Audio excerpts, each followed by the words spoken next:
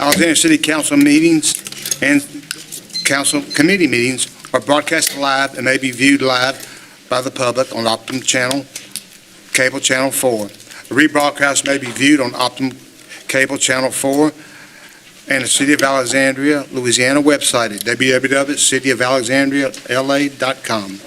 Roll call, Madam Clerk. Ms. Felter? Here. Ms. Perry? Mr. Johnson? Here. Mr. Fowler? Here. Mr. Washington? Present. Mr. Rubin? Here. Mr. Valori? Here. Mr. President, no vote. Thank you. C, ordinance is considered for final adoption subject to public hearing, or public hearing. To consider final adoption ordinance authorizes the mayor to accept bids submitted for electric utility right-of-way emergency services. Moved by Mr. Rubin, second by Mr. Fowler. Discussion, all in favor? Any opposed? Motion carries. 2, consider final adoption ordinance authorizing the mayor to accept the low bid submitted for petroleum products. Moved by Mr. Fowler, Second. second by Ms. Felter. Public comment, discussion, all in favor? Motion carries. Number 3, consider final adoption of ordinance authorizing the mayor to accept the low bid submitted for elevator modernization at City Hall and customer service buildings. Moved by Mr. Fowler, second by Mr. Johnson. Discussion, all in favor? Motion carries. Number 4, consider final adoption of an ordinance authorizing the mayor to renew the existing contract with SCRD Wood Products LLC for mixed debris removal and disposal services. Moved by Mr. Fowler, second by Mr. Rubin. Discussion, Mr. White? Yes, sir. Thank you, sir. My name is Mr. Cornelius Lawson White, Jr. I live at 3638 10th Street in Alexandria, Louisiana, 71302. And let's roll Ash this Saturday, hiding against Edna Carr. Well, sir, this is about, I know. this is about wood products. I know, and I just wanted to say that because y'all had not said nothing about Ash. Thank you, sir. We got a pep rally at 6 o'clock, so we Thank need to you, get on out of here. Look, on this debris removal, are y'all gonna try to do it before or after the storm? Is this before or after? This is a mixed debris removal. Usually it's after storm, sir. After the storm. All right, thank you. Discussion, all in favor? Aye. Motion carries. Number 5, to consider final adoption ordinance to amend and to reenact Chapter 13 of Alexandria Code of Ordinances, Article 6, Ambulance and Service, amending Section 1354, 1355, and adding Section 1356 to authorize the Rapides Parish Ambulance Service Advisory Board and the Rapides Parish Police Jury to select the ambulance services for Rapides Parish and the City of Alexandria for emergency and non-emergency transport and related services, providing for terms, renewals, and minimum criteria, requiring implementation of periodical meetings of the Rapides Parish Ambulance Service Advisory Board with representation from the cities, maintaining penalties and termination provisions in any ambulance and services contract, and the right of the city to withdraw authorization and participation if the penalties or termination is not enforced. Moved by Mr. Fowler. It's Article 5. You said Article 6. Oh, did I? Excuse me. Need a second. Second. Second by Mr. Rubin. Discussion? All in favor? Wait, we have public comment. Oh, we should do. Mr. Correll? Dr. Carell. Dr. Correll? Dr. Paul. I was just here in case I was any questions. Oh, okay, okay, yeah. any questions? Oh, Okay. Yeah. Okay, okay. Cornelius? Oh, okay, thank you, sir, appreciate you. On this, I know Acadian Ambulance is probably one of the best ambulance services we have around here, and I don't know about the other 3 or 4 that there's gonna be doing all this stuff, but a question arose at the last meeting that Dr. Paul was at about insurance. So whoever the sole provider is, will the insurance be covering for emergency trips and non-emergency trips? Have y'all looked into that?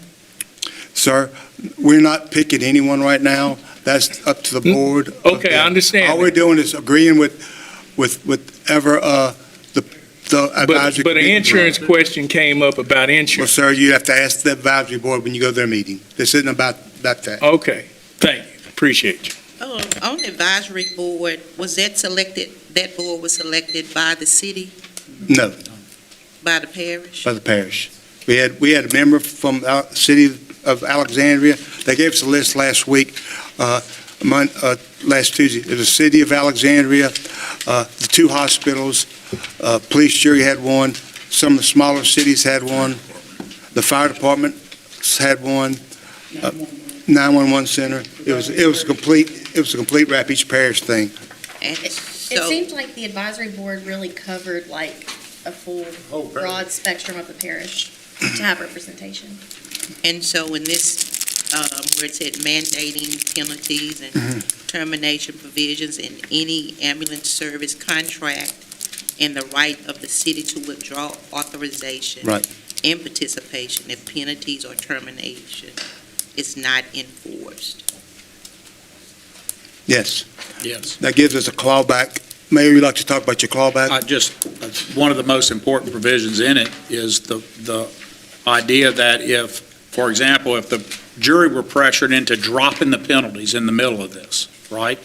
And they voted to do that, then you don't have any mechanism to ensure that whoever, if there is indeed a sole provider that wins, whoever that is, that we have any teeth. And when they spoke a few days ago, all of them, including the committee heads, want those penalties. The jury is for the penalties, and anybody, so we modeled it after the Ouachita deal. This has been a problem for everybody. You don't have any teeth for the contract if there's no penalty for not going out in the time frame you say you're going to meet. I guess I'm not following. Why would we not want penalties? Oh, I'm not saying that we don't want penalties, I was just asking a question. Okay, so the answer would be, if someone pulls out of that, the penalty provision, and the city then is the negative beneficiary of too long of times to go out and pick people up, and we have issues with that, then the city has the right, if it can find a better provider, to do that. City's not mandated as a home rule charter to be in it. It just doesn't make sense to pull ourselves out because it affects a whole parish. This is just saying we can. So, will it still be one sole provider? Do this committee in the parish has, the authority to also, if another provider wants to come in to make that decision, that would be made by the committee in the, parish? No, this whole recommendation is already, so the first decision in the whole set of decisions was, do you want to have multiple providers or sole? The committee, all of its members, all of the different jurisdictions and entities decided, as a threshold matter, everyone wants a sole provider. And the ambulances. And of the 4 interested ambulances so far, of 4, 3 of the 4 want it to be sold. So 3 of the 4 competitors. So I feel like there was no true opposition whatsoever to there being the need for a sole provider. There's also the discussion, does sole provision somehow violate what we might think of as rules of competition? Remember, you do this all the time. The competition comes in going for the job. It doesn't mean that there's no competition because you're a sole provider. It means there was competition and you got the sole benefit because of health, safety, and welfare reasons of having it, where financially, from a capitalizing your business standpoint, you need it to be sole, or because it causes the ability to hold one provider to the task, if you will. And so the sole provision stuff was decided a while back, and that was decided by the committee. None of what this does now picks the sole provider. It just allows that next process to go forward with what would be called an RFQ, a request for qualifications, that will go out. The clawback, if you will, or the safety valve for the city is, if someone doesn't enforce penalties, the city as a home rule charter would have the right to come back and make its own decision. That could include a different provider that gives better adherence to the goals that we have of times to respond, or it could mean that the city at any time could turn its current fire system that only does certain types of calls and is not authorized to do what we would call a level one in this to become that over time. Either way, this is just a safety valve for us. It doesn't hurt us to have it. What would hurt us is not to have it. Ms. Ferry, in regards to your question about the board, it consists of 7 members. Each member will be an appointee. One will be from the Chancellor of LSUA, Mayor Roy, and Mayor Bishop will each appoint someone. Rapides General and St. Francis Cabrini will have an appointment, and the president of the police jury will appoint a person from the north side and the south side of the river. Okay, thank you. That's for the advisor, I mean, that's for the Unless something crazy goes wrong, just so y'all know, we're going to appoint Sam Allen, your current fire chief, who has the expertise, runs an ambulance service for the city, and has been your member, so no secret there. So my thing on this was just making sure that this vote isn't saying that we're gonna agree on the sole provider. It's saying we're just agreeing on what the terms would be. That's correct. Okay, so I was confused on it too, so. I apologize for any lack of us not making that clear. Yeah. And we want to make sure you know, you are not voting on who gets a contract today. You are voting on the commitment that the parish, both Pineville and Alexandria and all the small areas have said, we're committed to a process that ultimately selects a sole provider, including at least three of the 4 potential competitors, 3 of the 4 potentials, everyone on the same page, which is rare in and government. last Tuesday, Mr. Jones went over all the things about this, like the response time for Alexandria Pineville and for LSUA is 8 minutes. They have to, 90% of the time, they have to do that. If not, they're fined, I think it's $2,500 the first time, then $5,000 next time. They have all kind of fines in it. Then if it keeps on, then they have the right to terminate. So it's a good deal for us. It's a good deal for the parish, because without Alexandria in this, all their work have been null and void. So This is very important because you're talking about safety. So we're talking about the times. When does the time starts? when the 911 gets the call, and when the ambulance is on spot, not a car, not a person, when the ambulance is on the spot. Okay. That's when the time starts. And then, okay, say a violation is reported by the customer. Say they go into LSUA. And Well, they'll have to make, the ambulance service company will have to make monthly reports. okay, There's going to be a medical director that's going to be looking at it, and there's going to be but they're not grading themselves. a manager that gets the reports, and then people of the public can make a report to this committee anytime they wish to, and the committee will be able to hear public reports as well as review the monthly response time reports. And that committee would be able to then look at those reports on a monthly basis and at least quarterly. They have to meet at least quarterly. So there's always going to be a forum for the public to voice any problems that they have. It's a good system. And like the mayor says, the city is putting some teeth in it. And if the parish police jury doesn't enforce its own contract, the city can withdraw. Which Gary has a strong deal, because no one would want that. As Lizzie, as you were just saying, that nobody wants, so the city needs to be in to make it work for everybody, and vice versa. We also need the parish. This is good for all, but we push for those teeth, and we're kind of concerned, well, not only did everybody adopt it, I think everybody feels strongly they want it in there. So I think that was a good thing for our group, Trey, Kay, Chief Allen and others to get that push, but I don't hear any. I went and talked to some of the jurors just quiet, like, how do you feel about this? The jurors are very strong about the teeth in this. Yeah, because they voted on it unanimously just recently. So now that I have a better understanding, I have a different view on it, because I was misreading it, so I was no for it, but I understand it. Okay. But we talked about it. And I had the same concern you had. Okay, all in favor? Any opposed? Motion carries. Consider final adoption of ordinance authorizing the mayor to enter into a contract with Blackout Power LLC for qualified electrical line work service. Moved by Mr. Fowler, second by Mr. Washington. Mr. White? Yes, sir. Thank you, sir. Now, exactly, with this blackout power, is that when we have blackouts, or is this something different? Mr. White, that's the name of the company. Okay, but what are they doing? Line work for the city.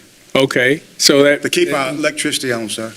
Okay, so in other words, they're gonna be checking the lines to make sure there's no debris or trees around the lines that they would come down during a storm and stuff like that, or is this after the storm? This is as we need. Okay, see, simple question, simple answer. Discussion? All in favor? Aye. Any opposed? Motion carries. Number 7, consider final adoption of ordinance authorizing the mayor to accept the lowest proposed received for debris tech and Tetra Tech for emergency debris monitoring services. Moved by Mr. Rubin, Second. second by Mr. Fowler. Public comment, Mr. White? Yes, sir, thank you, sir. So now this one, is this just for emergencies, right? So like a storm comes up and the trees are all over the place. So nothing pre-storm, right? It says emergency debris removal service, so it would be, Just after the thing. storm? Yes, sir. So it's And after the monitors. storm is over It's not with? necessarily after. It's not- it's not- Obviously, you can have pre-prep for Yeah. storms. There's all kind of things that. Okay, This see, is- that's all we wanted Yeah. to know. That's It's it. emergency. This is all just Simple. normative stuff. Public discussion? I think this is more monitoring, Yeah. anyway, not. It's just monitoring. All in favor? Any opposed? Motion carries. Number 8, consider final adoption ordinance authorizing the mayor to accept the lowest proposal received for Crowder Gulf and Citrus for debris removal, reduction, and disposal services. Moved by Mr. Fowler, Second. second by Ms. Phelps. Mr. White, I'm passing. discussion? All in favor? Aye. Motion carries. Number 9, consider final adoption ordinance authorizing the mayor to enter into a contract to purchase a 106.66 times 106.66 site tract or parcel of ground located at 6th Street and DeSoto Street from Self LLC and otherwise provide with respect thereto. Moved by Mr. Washington. Public second by comment? Mr. Fowler. Discussion? Yes. I walked that area a few days ago, and I was confused. I went to Soto, and I went to 6, and I crossed like this, and I see on one side, you have a parking lot. Other side, you have a big nice building, then you have this other building on the side. So I'm confused of which one we are talking about purchasing. So I have the pictures right here. It just, the one with the building on it, is a building on that corner. No building, just parking. Okay, so, No, it's not the building. excuse me, y'all, so, that's number 9. 9. It's two. I seen those lots, One is paved, one is concrete, one is grass. yes. So, 6. 6, Grass and concrete lots, both? Half of this is grass. okay. And this half is concrete. See, my concern was, I got you now, my concern was the buildings. I was making sure we wasn't buying something to tear down buildings. No. No, Yes, sir. so I took the pictures. No building. No, that building, we wouldn't be torn down. We'd be using that building we bought it. Yeah, so we do have, okay, Especially for that price. Actually, the police jury leased that building, they're going to be doing some renovations Okay. in the courthouse, and they're going to be using that building for the next year, That's perfect. moving people in and out. oh, so it's behind, the address kind of threw me off, okay, we're good. All in favor? Aye. Any opposed? Motion carries. Number 10, Just one comment for Gary, Yeah. Mr. Johnson. If somebody came along and has a commercial, private use, we'll be back in front of y'all talking about it. We just don't want it to get in hands where it then is locked out of future development. That's what we explained the other day. This Okay. lets y'all land bank it. We need parking. Yes. The schools need parking. And I definitely was looking at that, and I was confused with the address was showing on here, of course. It was the But now building, The building's on it, so we're good. no building. number Number 10, consider the final adoption of ordinance authorizing the mayor to enter into a professional service agreement with General Utility Regulatory Compliance System Analysis and Design Professional Services. Moved by Mr. Fowler, Second. second by Mr. Rubin. Discussion, Mr. White? Yes, sir. Thank you, sir.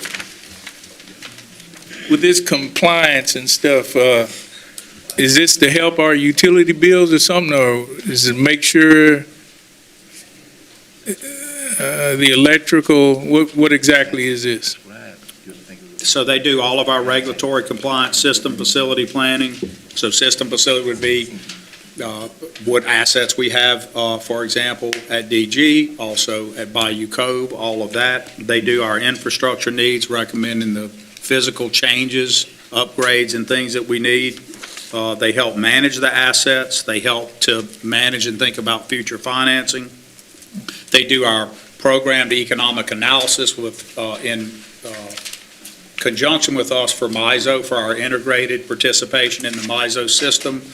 They are the same group that came and presented to you a few weeks ago at CURE and gave that excellent analysis about where we are. For example, as of today, we're number 2 in the state. We keep being asked about low utility bills. We can't go lower, or you're going to violate a different set of laws. The only city beating us right now, I say in the state, it's out of however many those are. That's quite a few, but there's the chart. That chart is not made by the city of Alexandria. That chart's made by third parties. We have 2 different sets of third parties that look at where we are. And so I will just predict for you, the one beating you is they just lower there. They go lower than some cost issues that are going to change for that town. And we're going to be where we used to be, right in that 1 through 3 every day, 1 through 4 every day. It's a good place to be in terms of your all-in and just you. So just looking at electric, that will be a true statement, and you're all-in for all utilities. So when people compare our bills, a lot of times they're comparing our all utilities we provide to just an electric bill. That's a false comparison. But the chart is what it shows. Reddix, you have one in front of you. If you would tell the folks what our all-in cost right now is. So right now, we are $88.41 All in.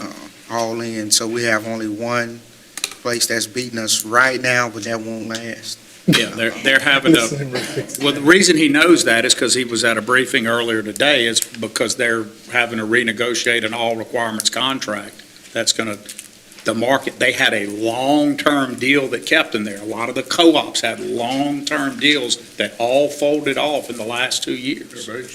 They've expired. So it'll put us where we are. You hate to name all your friends' names in the group, but you can go down the city list. You could go to, what is CLECO's all-in cost?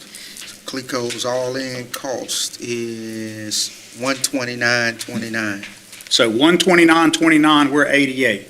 I have my engineer in here, I think. I would just tell you that the all-in cost of the 129 is, that there can be more costs that aren't. Yeah, so, and if you look at where that is on the chart, it is where it is. All of this There could be is. storm charges and all, and theirs where it's not. Right, we don't do that. So you heard that from GDS. So if you have a big storm, you can add fees every month. Well, the city doesn't do that. We suck those up and do it. It is one of the great benefits of having your own utility is you're not in a queue for multiple parishes. Your queue is the city of Alexandria. Build a new plant. It's just it's a thing that you guys have fought your whole public lives in here, and we fight all the time, the misinformation about it, but luckily there are third parties and auditors that look at that each year. So you don't have to take a politician's word for it. You can go check it yourselves. But that's where we are today.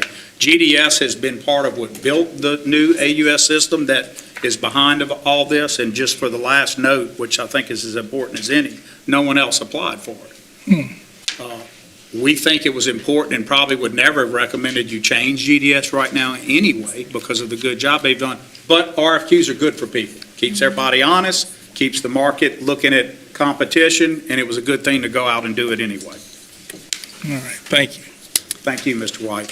I hope that answers. Yes. Was this are they a part of the FEEP program, or this is just showing what some of the qualifications? No, they were the only, so years ago, I'm trying to think of some comparisons of names you guys would recognize that are out in the industry, but it's hard to think of a GDS. Black and Veatch would be huge, but it's hard to think of where they started. They were such a, kind of a boutique niche deal for what we were doing with the Wartsillas. Like everybody who's successful, they've grown.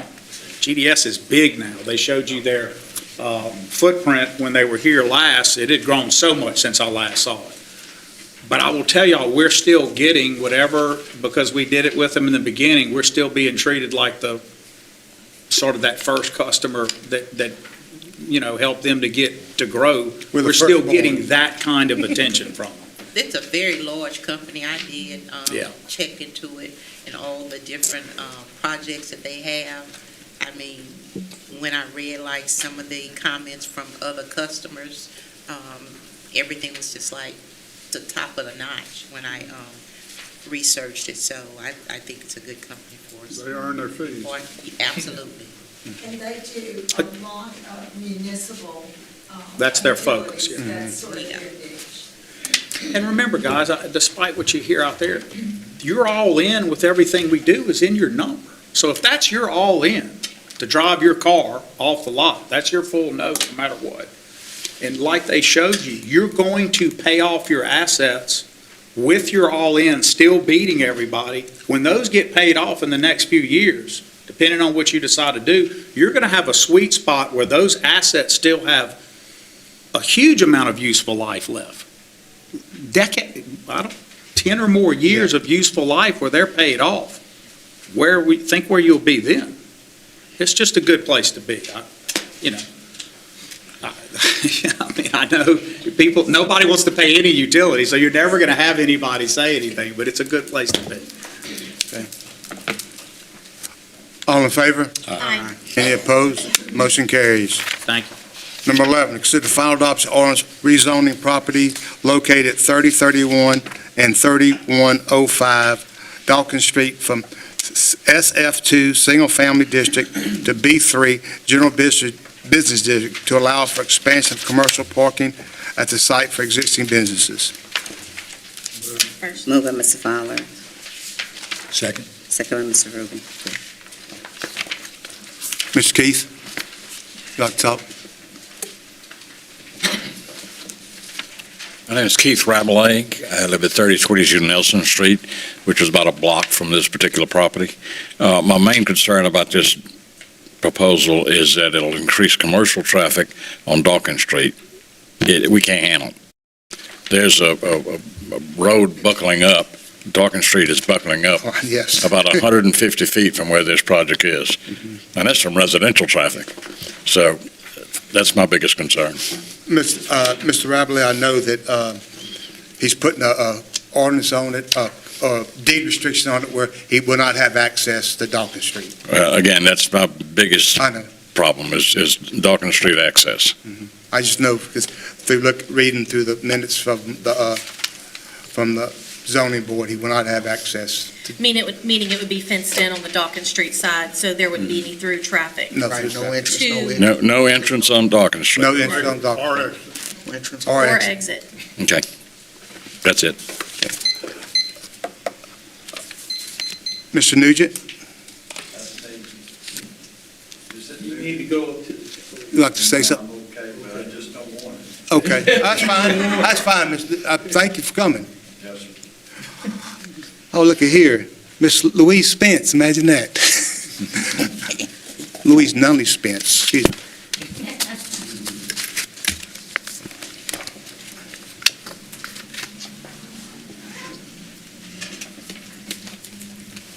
Good afternoon or evening to everybody. Thank you for listening to me for about the fifth time. As you well know that I live at 1118 Greenbrier, but I'm a corner lot. And so the corner lot is where my driveway is on Dawkins Street. So when you come into my driveway, all those two houses that he wants to bulldoze are right there.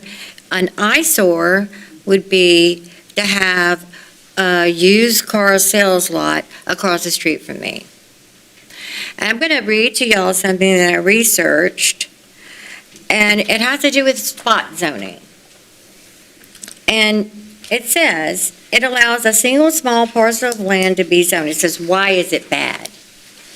Okay, parcel of land to be zoned differently than the surrounding areas, often benefiting a specific property owner at the expense of the neighborhood.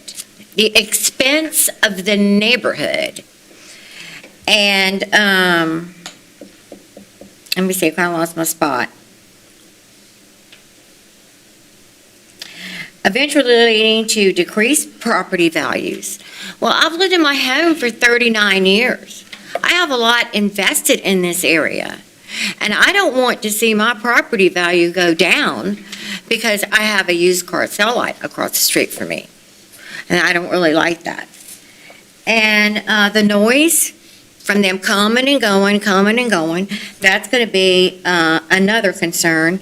And we already hear the noise, y'all, from Jackson Street. When it's quiet outside, you can hear that. I don't want all that coming towards me. And it's going to change the overall character of the neighborhood. It's going to change the aesthetics of the neighborhood. And it's just not a good zoning process for homeowners. It's not. And David Spence, who's deceased, he fought this years ago, and he won.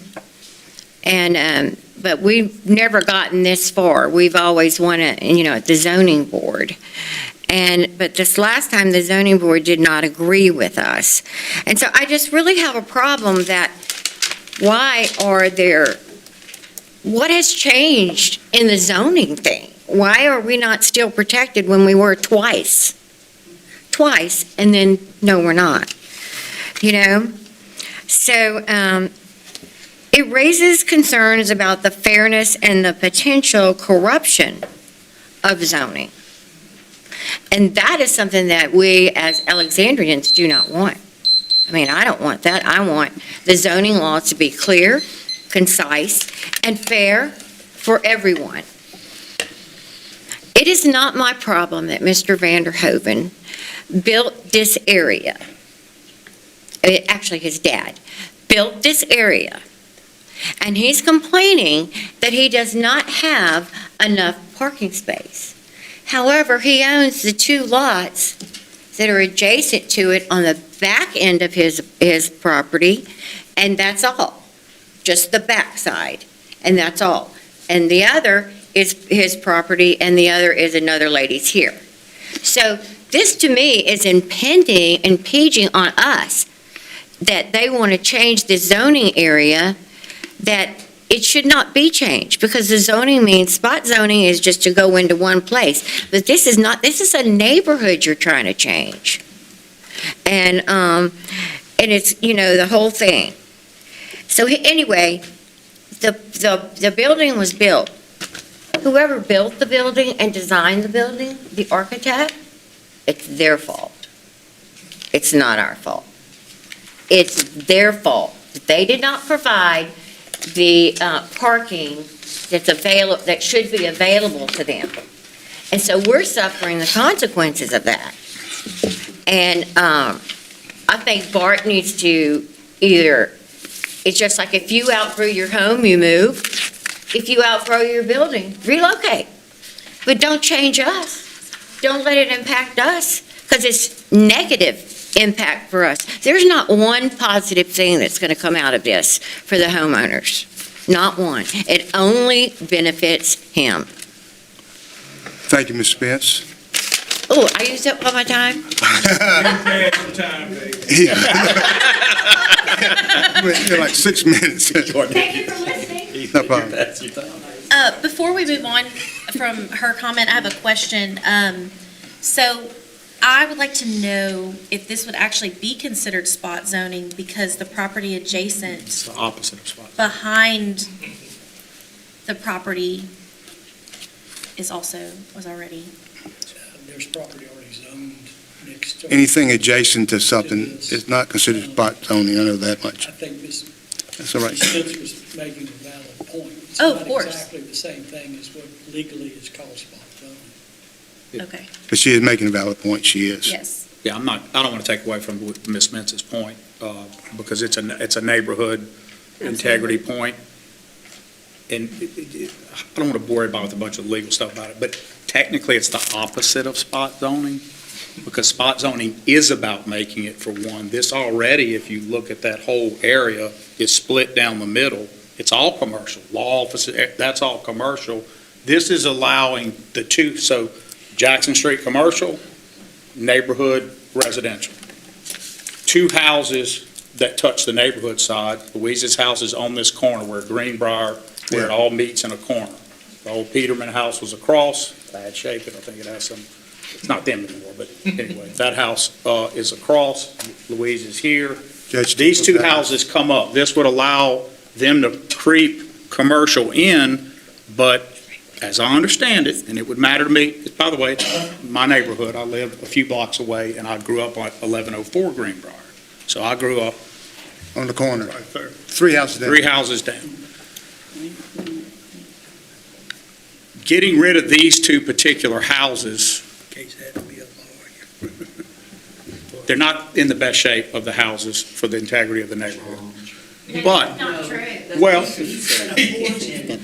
A year ago, re-roofing. no, I agree with that. It's just that they're his houses, and he could tear, like, I'm not against you guys.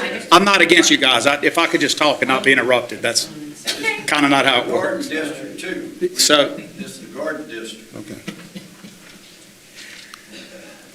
So my point is, I'm not against what they're saying. I was making a very simple point that it's not spot zoning, and that's what I was explaining. Spot zoning is the opposite. Spot zoning would be where you went in and the zoning was one way and you only made a rule for one house. That's illegal. This is different because the whole other half already is. It's that it creeps forward that bothers them. Yes. And the only reason I know that the zoning board did differently is because, as I understand it, and this may not, I don't know, I don't attend the meetings, but because of some agreement to do deed restrictions on fencing, noise buffering and all of that, much like Cabrini had to do where it built that parking lot over there.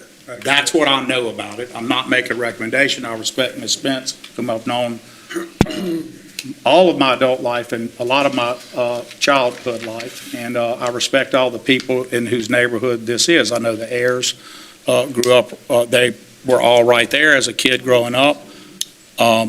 I understand Mr. Vanderhoven's arguments. I just want to make sure that it's not in the record that it's a spot zone, because if it were a spot zone, I would tell you can't do it legally, and I would ask the city attorney to instruct you on that. That's it. So my question is, on the third row, all you guys are residents of that area? Okay, okay. And we have more public comment too that are signed up. Let's go through. Go ahead. Comment first. I come back in on the tail end. Yeah. Ms. Wade?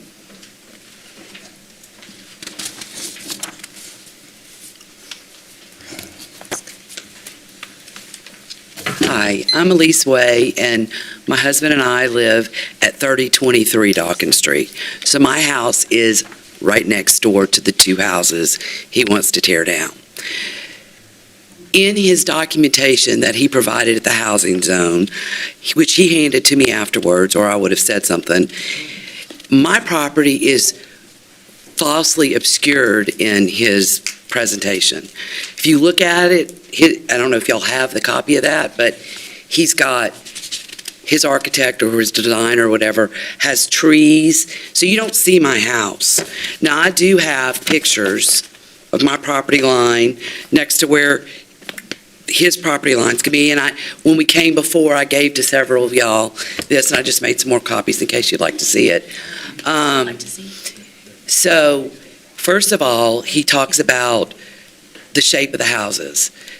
The houses were fine. I mean, we've lived there 23 years. They were fine. He's had different tenants, or he and his father. And, oh, sure, absolutely. Look here. And there's more copies in here. but they were he left them empty for 5+ years. I can't remember the years run together. They had broken windows. He let them get dilapidated after the last time we went up against him at the housing zone. Am I correct, Louise? Yeah. And due to that, then he started a year ago renovating. And he replaced the roof of the house right next door. I just replaced the roof at my house, so I know it was $8,000 for me, so he had spent probably at least $8,000 to replace it. And then 6 months later, we get notification that he wants to rezone again. That's one issue.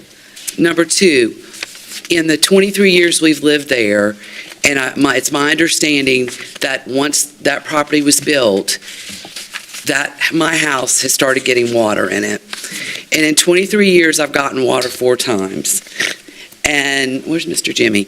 As of a month ago, I got water again for the 5th time.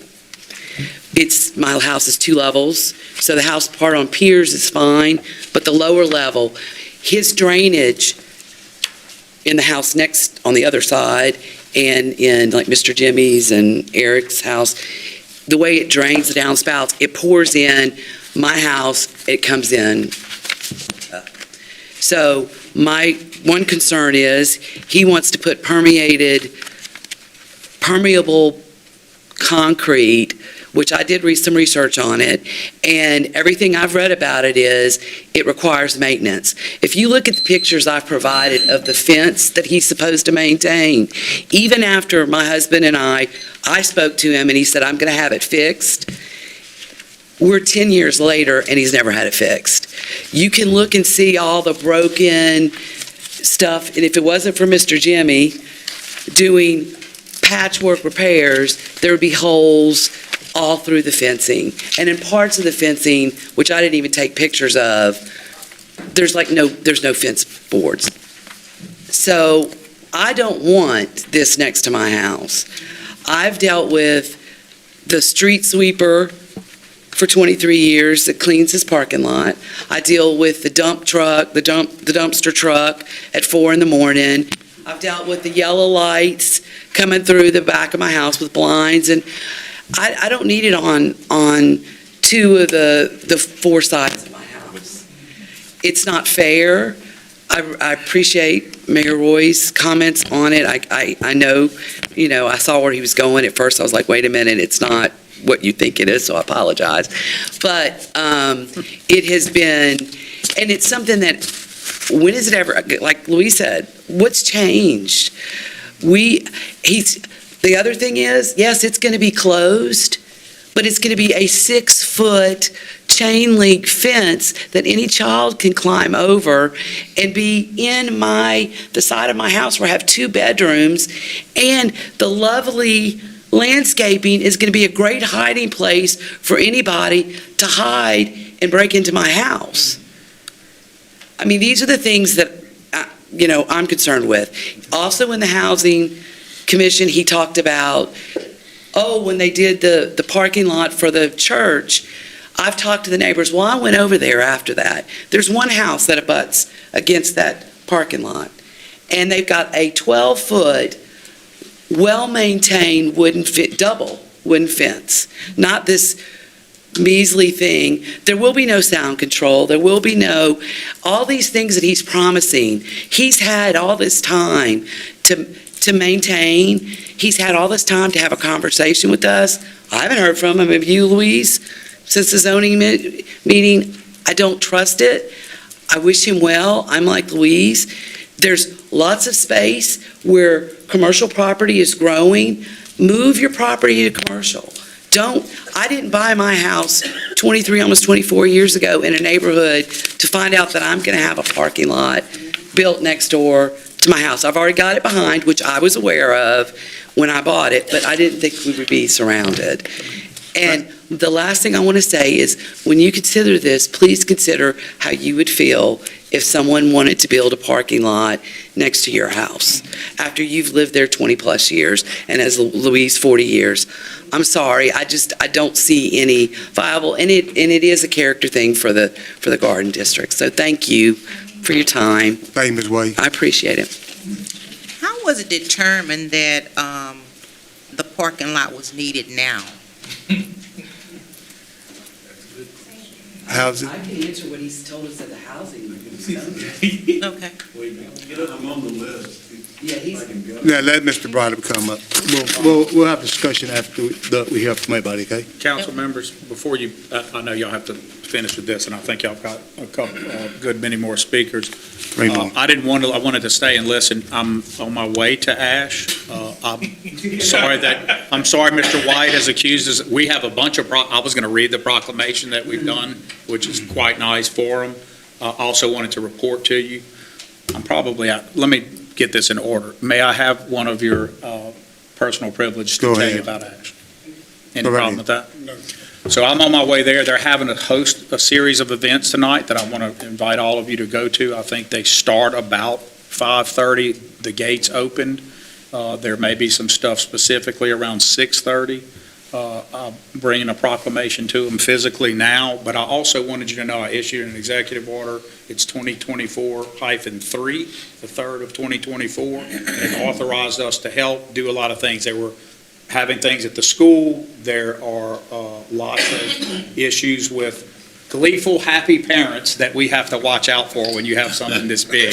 That is the best way I can say it. So what we're doing, Sam, all of us, is making sure that the celebrations are safe, the kids are protected, they have the envelope of our public safety apparatus in place to make sure everything is safe. So I'm going to go check on that. I apologize. I'm not meaning to walk out on what is, I know, very important to you, but I will get in trouble if I don't go make the ASH events.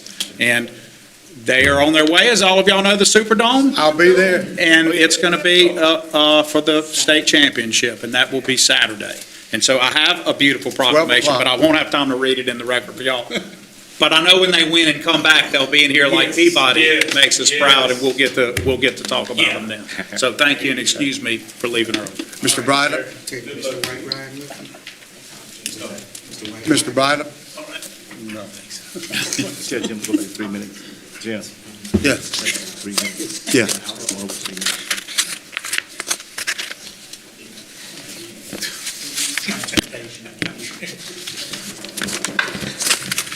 Hello. Thank you very much for the opportunity to speak to all of you. I'm pardon me, a licensed architect in Louisiana. I have been for 40 years, and I have experience in planning and zoning. And I want to try to set the record straight, probably right off the bat. I'll have to explain why. But actually, I want to emphasize that the current development is compliant. The current development of Mr. Vanderhoven is compliant with current parking requirements of the current zoning code. It is compliant. It's what he's asking for is not required to be compliant with the code. It's just simply desired. And it's desired because of logistics. I'm going to skip it. I'm really better at designing things and writing letters than I am at speaking publicly, so I'll ask you to bear with me. But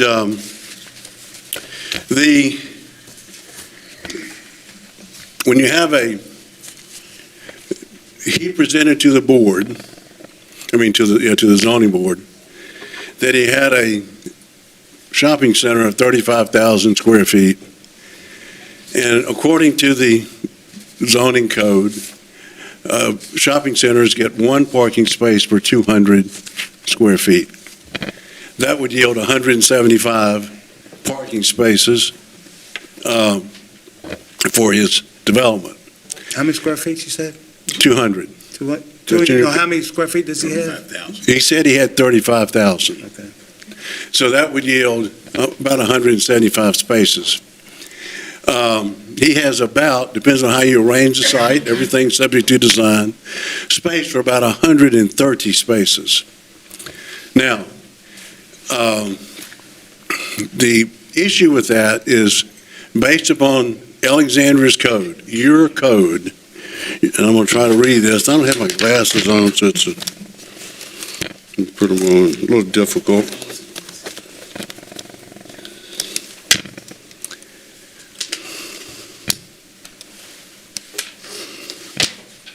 This is from your code.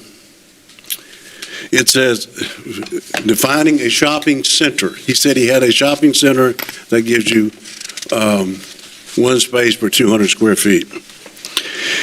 A shopping center is a unified development of 4 or more stores comprising a total of at least 50,000 square feet of gross floor area, designed with common parking facilities and which may include associated uses and enclosed pedestrian walkway.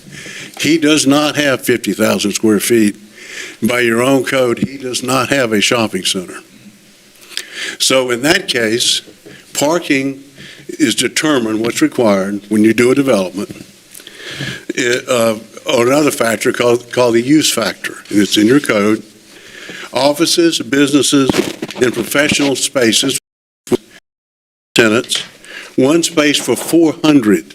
That's absolutely half of what he's requiring. Excuse me, sir, I don't want to be rude, but we going over 3 minutes every time. Yes. Huh?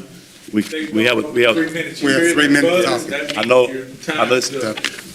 we let your guys go because this is very important to you guys, and it's very important to us. We can have maybe another minute to finish up? Mr. President, Just finish up. Just finish up, please. Sure. You're going through this. The next one is 300, next is 250, the next is 100, okay? So he has approximately 30,000 square feet based upon Google, and that would yield where he would need, what is that? About 100 spaces. He has 130. He has plenty of space. What he has problems with is the circulation of his trucks. That's a problem with C3. That's why C3 doesn't work well with SF2. That's also discussed in your code. But has not been pointed out to you. So there are several other points that I wanted to make, but you seem to be the one that's going to have to stop in 3 minutes. yes, well, I know this is important, and I'm reading this, and I'm in agreement with you guys. How many more we have to speak? We got 3 more. I'm not trying to hurry along, but I know it's important, but With the premise, what I'm saying, the premise for the application is not accurate, okay. and that brings potentially real problems for you. Thank you, sir. And he's not trying to hurry along. What we need to do is implement. We say Yeah. 3 minutes is 3 minutes. Yeah. And going in, that's what we're going to have. And it's not just with you all. It's for It's everyone. with everybody. So when we give one person 3 minutes, and then the next person come and take 5 and 6 minutes, well, it's not fair. The rule is you have 3 minutes, and so everybody speaks for 3 minutes. And we have to be straight across the board with everyone. Thank you, Ms. Perry. Mr. Bass?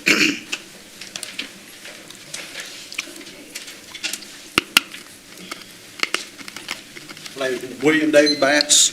I'm a resident property owner on Dawkins Street, 2824 Dawkins, which is about 3 blocks down from where his proposed rezoning is. I've been there 14 years. That's our home. That's our neighborhood. My couple of concerns I have, if it gets changed to a parking lot, what recourse do we have if he decides he don't want to put up the right fence? What will you do? If he decides he wants to put a gate in the fence and leave it open so he can access Dawkins Street, what will you do? Any guarantee to us as property owners that this is not going to affect our property in the future because all of a sudden it's not residential anymore, it's commercial encroached on our properties? So to my understanding, what's wrote in here is there's a certain type of fence that he said he's gonna put up, Put a deed restriction, I believe. and it's not. It is a deed restriction so that you have legal recourse. So if will he doesn't you, follow as through. city council board, if he violates this, what are you going to do to him? That would be the courts, not us. Okay, so that don't give us an answer for what so then we would have to sue someone for building something against code in our neighborhood. Our code enforcement department will look into it if there are any issues, sir. Because we're concerned on our side of it, because if he's parking big trucks, if he doesn't build the proper fencing, if nobody enforces that, And a lot of times in the city of Alexandria, codes don't get enforced on fencing and driveways, and we've got streets that hadn't been repaired in years. I We've think lived there this, 14 years. if this does pass, I think this is one, the code enforcement will be enforced, something for sure. And his next door neighbor, she don't want a parking lot. I wouldn't want a parking lot next to my house. Yes. I wouldn't, because you don't have no control of that. If you want peaceful and quiet in your home and you have somebody moving trucks around, what control do you have over what hours he uses the parking lot for moving trucks around? What size are these trucks? How much noise do these trucks make? Also safety issues about who's going to patrol these lots. What if he moves the dumpster to the back corner of the lot and the dumpster truck's there at 4 o'clock in the morning right outside our bedroom window? That's concerns that we have as neighbors, and part of our neighborhood is where our homes are located. Okay. Y'all know from what I see in Thank the you, Mr. Mayor. plans, it's an employee parking lot. Yeah. But I'm hearing everybody say about trucks. And to my knowledge, it's an employee parking lot, and it shows the trash bin is nowhere near Dawkins. Okay, Mr. Washington, let's go through these people first, please. Okay, Then we'll get through. okay. Ms. Pender? Good evening. Good evening. I'm Miss Pender. I've been living on 1104 Greenbrier, where our mayor lived, is the house that I bought The corner? with my husband. And once I found out he lived there, I started bragging. And said we bought the mayor's house. Should have sold it. Well, one of the reasons that I bought it was the location to my job. I was a front-end manager at Super One for about 17 years. So you see the proximity for me with 2 special needs children and an elderly father. My husband has cancer. It's all on me. So I took my time to find this house. And so it's disappointing to find out that now we're looking at changing the neighborhood. When my kids come outside, I don't want to have to worry about what's going on out there, because part of the appeal was the safety.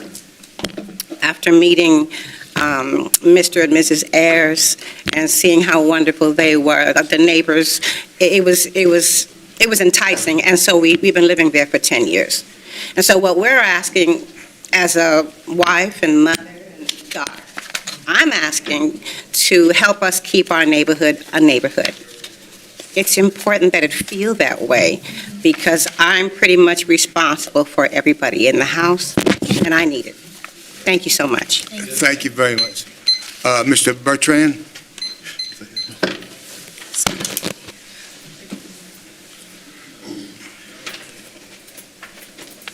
Good evening. One thing I didn't hear is about the fence and all these promises he's doing, if it's going to be in perpetuity. I'm not a lawyer, anything like that. Our last zoning board, we had 2 of the zoning members to vote. One of them had to abstain. That was kind of a shaky, crooked kind of deal. How many lots are really involved? It's just 2? 2. Okay. Because there's a third party down in there. She used to keep up the fence and a few yards of these 2 lots over here. Somehow that fell through. But in support of my neighbors and the proposed situation, a permeable parking surface. Now, that sounds like gravel on grass or just scraped off grass on top of dirt. And that's going to be insufficient for vehicles, using that. The next thing is the fence, the whatever. It's an open invitation. The next thing is the needed exit from that area. Didn't hear anything about promising none of that. But our neighborhood is a bedroom, family-oriented, with pets. We walk, we visit. Just for the merchant owner idea to come in and void all of our niceties in our neighborhood that have been there all these years. Just to accommodate, a few more trucks or vehicles. And that was a noisy dumpster thing. He built a whole dadgum shed big as this room for the thing to be up in there. And it was noisy at 4 o'clock in the morning. or any other time that their situation changed. So I'm glad to hear it's just still the two lots, and I appreciate my neighbors. We're not backed up like Miss Elise is, right there next door. The building behind my neighbor's house, and I'm the third house away from her house, which is jammed right there behind it. The downspouts behind the building are about 6 by 6, and they just come down, and all of them turn out and point over to us on Dawkins Street. And it all runs through our yard, and it floods our yards. So whoever developed all that, his dad, and that particular architect is no longer alive, if I'm not mistaken. Billy May was one of them in the outfit that did all that, if I'm not mistaken. But so we just had to put up with it. Thank you for my 3 minutes. Thank you, sir. You're welcome. What they do Thank you, for Mr. our Vice city. Chairman. Okay, discussion? You wanted to say something? Oh, yeah, I was just saying by looking at it, it looks like the dumpsters will be in a different location. And it's employee parking is what it's saying, is that it's gonna be, so, I don't know about trucks. Can we put any stipulations on this? No. No. You can accept it, or as requested, you can reject it, or you can send it back, but no, you can't make any changes to what the zoning board is. I think these people that got up here and spoke today, that's their community, that's their neighborhood, that's where they want to feel comfortable at. Clearly, I don't understand what was the big change, what made this so, that did the business increase, did the business boom where you had to have a parking lot, extra parking lot added on? But when it comes to a neighborhood and a community and people raising children, and even if it's senior citizens living in that, it's their neighborhood, it's their community, and they don't want it disturbed. So for me, I don't want their neighborhood disturbed. I'm going to second what Ms. Perry said. I mean, you're talking about, you guys got to combine over 100 years of living in that neighborhood. I just calculated up in my head without even using the calculator. And I feel you guys, because, once it's done, it's hard to undo it, And He owns a third property, Yeah. 2 next to me, there's one next door. But I can't see myself voting for it. I cannot see myself voting for this. Thank you, sir. Because, if what we have to start doing is putting ourselves in other people's shoes, if I was in your neighborhood, I'd be sitting right where you guys at, saying the same thing. So that's coming from me. So this is my district, and these are my constituents and neighbors and people that I have heard your concerns, and I've looked at it from every way that I possibly can to see what outweighs and what is the best decision, because surely we don't want to limit business in the city. We want to support our business owners and commercial properties, but when you walk down the streets of Dawkins, it is a little cubby hole, Like if I lived there, I know I would let my girls ride their bicycles just up and down the road. And I do see that this opens a door that we don't want to open. I wouldn't want a parking lot next to my house.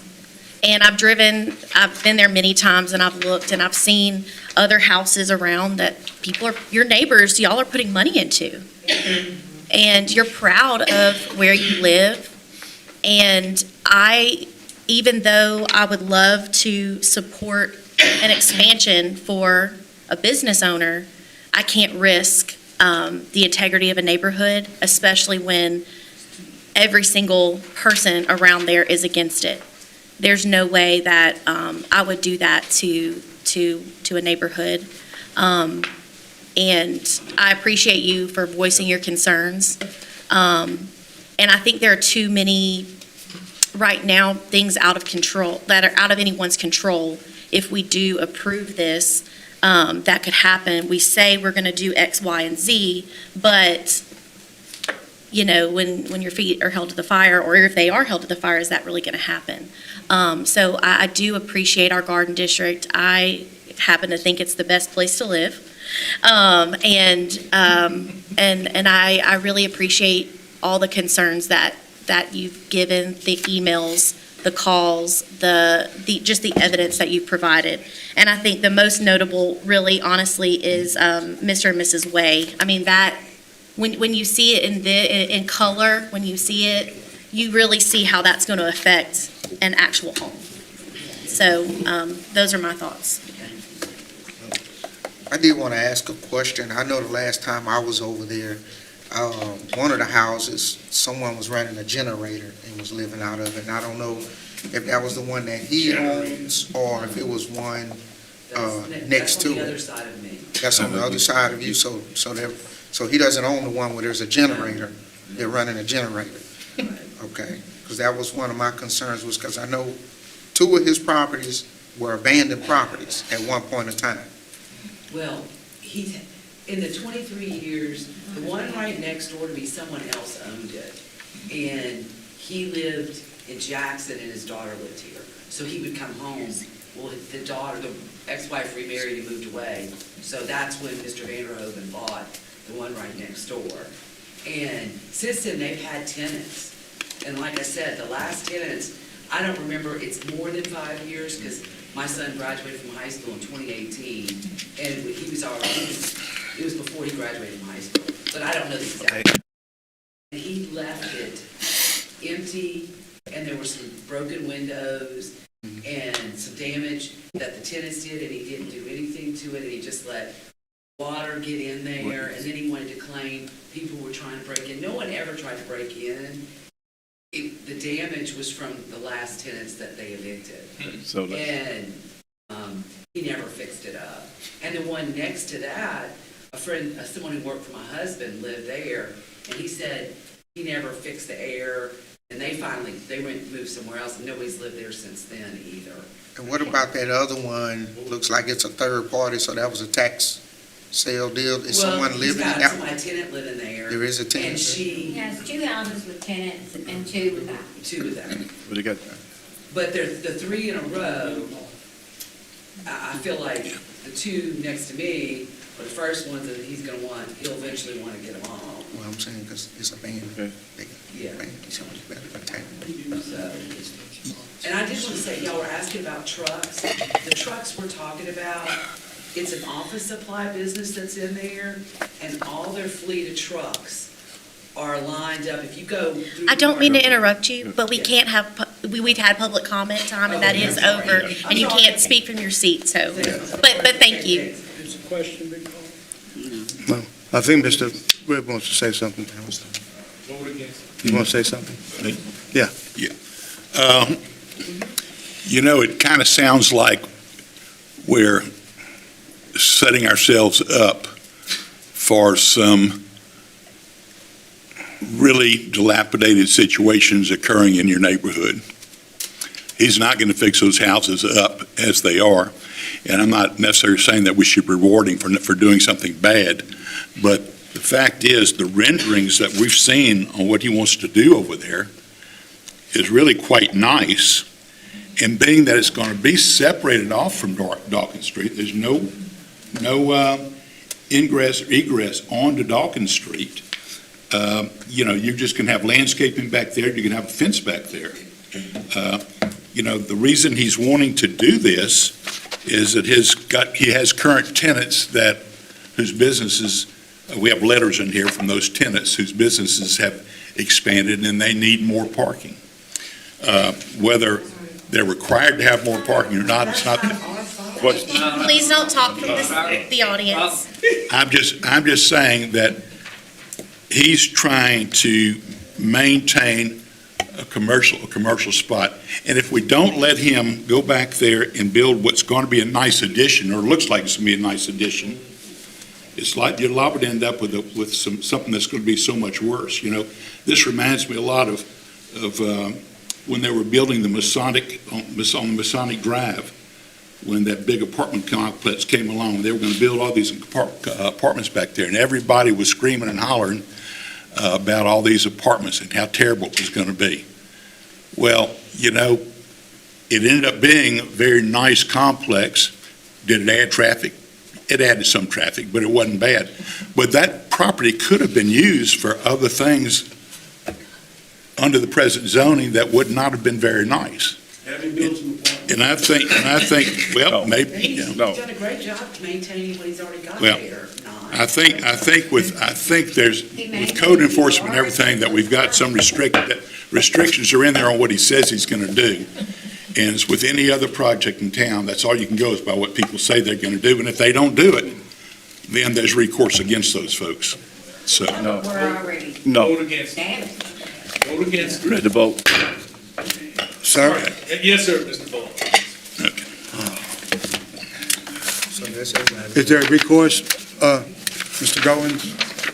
I mean, property owner could, of course, sue the business, but as a city, and to protect you all from the decision, we do have a code enforcement department that will make sure that we don't violate. What about deed restrictions? Sir? What about deed restrictions? I haven't read anything about it. Ready to vote? Just Ready to to vote? kind of Thanks for the expand on question. that, any deed restrictions enforced through civil court. But any zoning requirements, any land development code requirements, the zoning department would enforce and code enforcement would enforce. And, there are requirements, there are specific requirements for the fencing that has to be around the property, and it has to be wood, meeting certain specifications for masonry.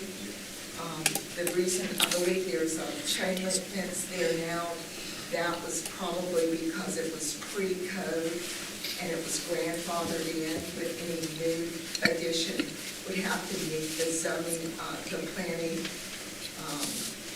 code requirements, and those are enforced through the planning department.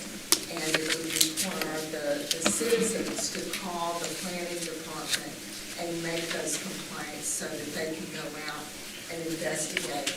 And I'm just telling you what's in the code and what the protections are that are there for the community.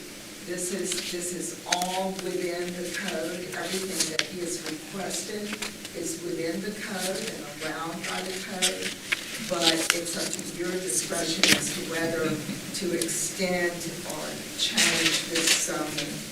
The zoning board did vote in favor of changing it. It is not spot zoning as was explained. It is allowed under the code.